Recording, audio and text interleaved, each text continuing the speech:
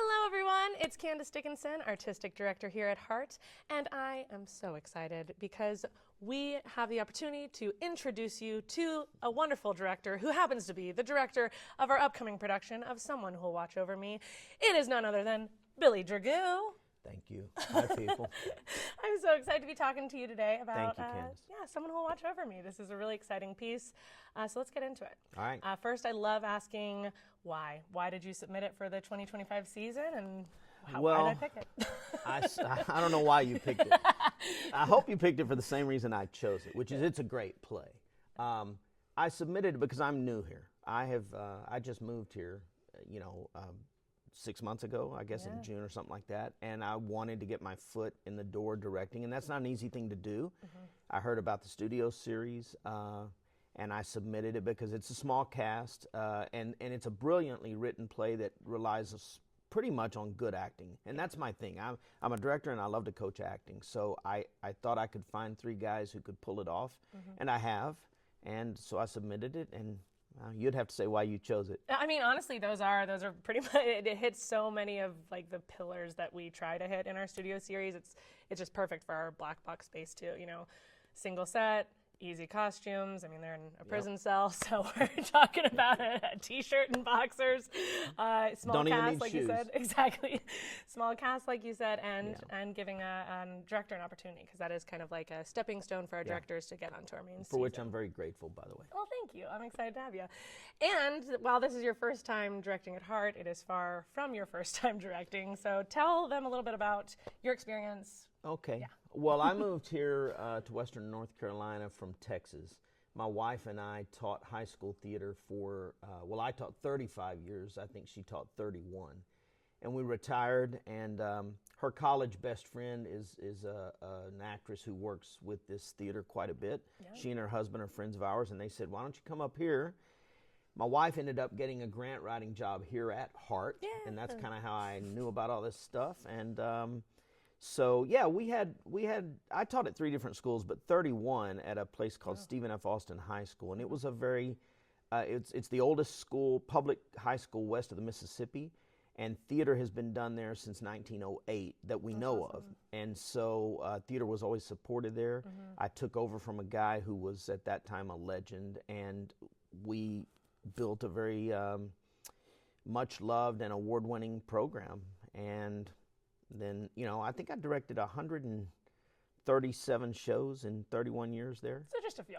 Just a few, yeah. We averaged about 6 a year, which is great, yeah. because you only get better, I used to tell the kids, you only get better by working. Yeah, that's true. And the same is true for directors, so I've learned a few things. Yeah, you really can't replace experience with anything. No, you just not can't, at all. yeah.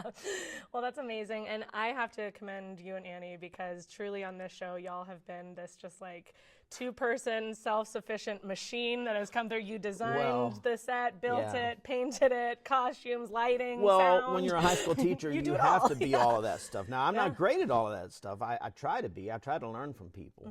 I know my strengths and weaknesses, and I can build a set, and I can design. So hopefully I can direct. You'll have to be the judge on that.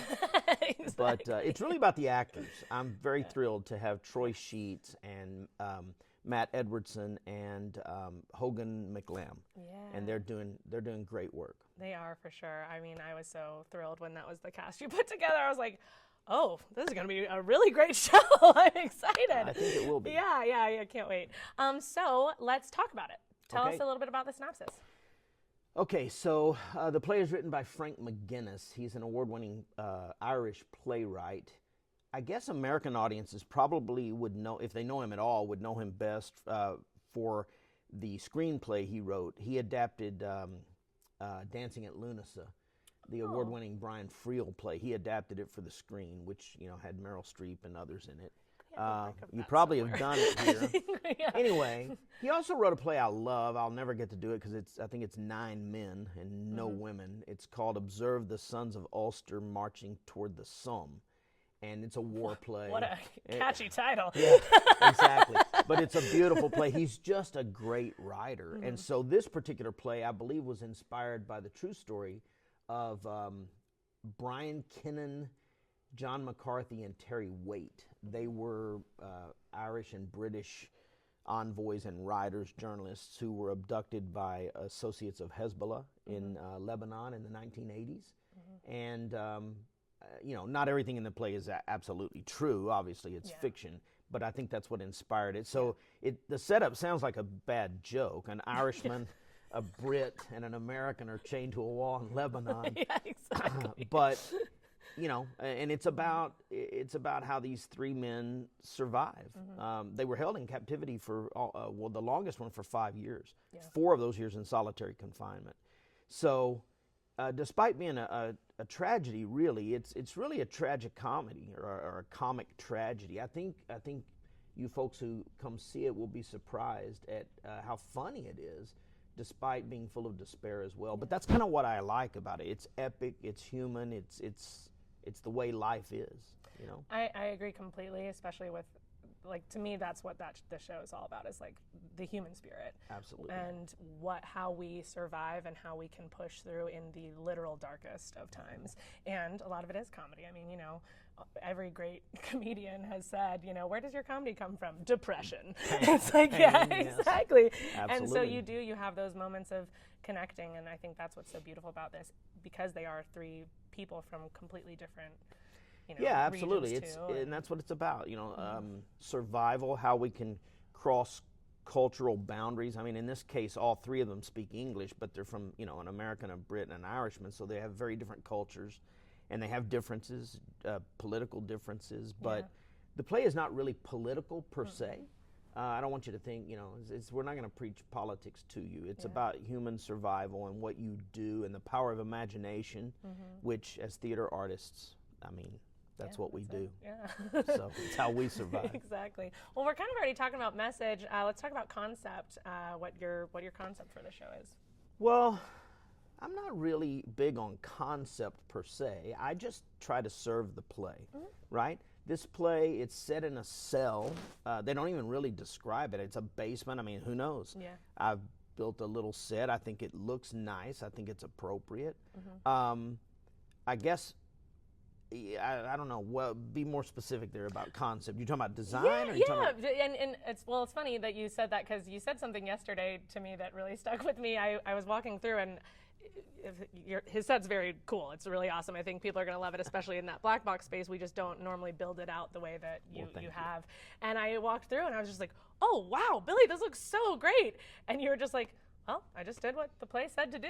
Like, you were just, and I loved how humble and true that was, because you're just doing what's called, but you did it very well. I think a lot of directors try to trick out their plays in different ways, through set design that's gilding the lily, or particularly through concepts where they impose something on it. I like words, and I like to write. I'm not a playwright, but I just believe in letting the play speak for itself through good acting. So I've tried to stay out of the way of these actors' work and just make sure it's not junk in a Dixie cup, and do what I can to sort of serve McGinnis and his text. Your Texas is showing. I like that. What did you just say? Junk in a Dixie cup? Yeah, well, I mean, I want to be invited back. I don't want to be the porcupine at the nudist column. You know what I mean? So... Well, let's talk about, I know every show has them, challenges you've had to overcome in this show. Well, the biggest challenge I have had is scheduling. Yeah. So shortly after my wife and I moved here, I was offered the job of an adjunct professor at a university called the University of the Incarnate Word in San Antonio, Texas, and I took it. So it's 2 days a week, teaching college kids who want to be high school theater teachers. And when I moved here, when I proposed this, I didn't know that was going to happen. Yeah. So I've been in Texas since January 12th. Yeah. And we have been rehearsing via Zoom. My wife, who's an excellent director in her own right, has been helping me. I guess you'd call her AD or co-director. But I've been watching from afar, giving notes, and that's been hard.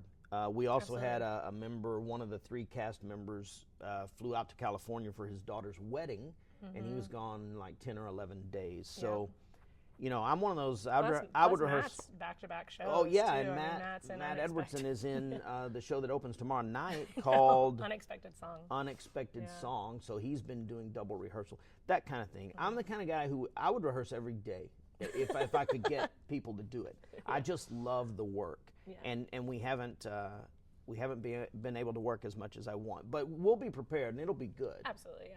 Yeah, but that is, I mean, it's always such a hard time, especially Yeah, this time of year absolutely. and everything. Yeah. Well, what about your favorite parts? Well, my favorite part always is the process. I mean, I don't know. I'd rather, you know, other than spending time with my family, the thing I really enjoy the most about being alive is working on theater. So it's just the process in general. But in terms of the play, I think, and I got to be careful not to give away the ending or even the end of Act 1, but I think Scene 8 is probably my favorite. So make sure you come and count the scenes. yeah.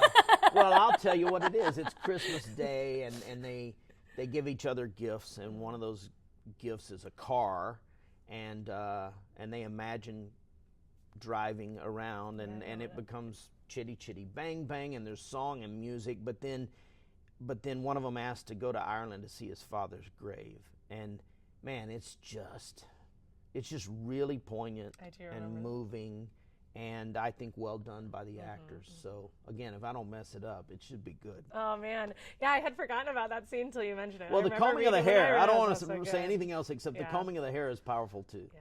Oh, this is so exciting.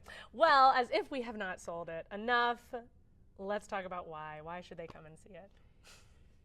Well, you should come and see it because you're a patron of the arts, and you know, we all go to theater for the same reason. We sit out there and, you know, in the dark, facing one direction and pray for a miracle. And more often than not, I think it's true of most theaters, but certainly of the shows I've seen here at HART, miracles are delivered. So you should come see it because it's a well-written piece, it's well acted, and it has an important message about our ability to survive under duress and in times of despair.